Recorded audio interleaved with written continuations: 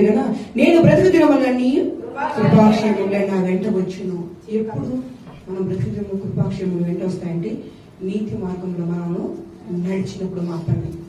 మనం నీతిగా నడచాలన్నది పరిశుద్ధ ఆత్మదేవుడు కోరిక. అలా కాకుండా మన ఇష్టానుసారం మనం బ్రతుకుతూ మన పాపంలో బ్రతుకుతూ నేను కృపాక్షేమంలో బ్రతకలేదన్నామంటే అది మన హృదయం మనమే పరిశీలించుకోవాలి.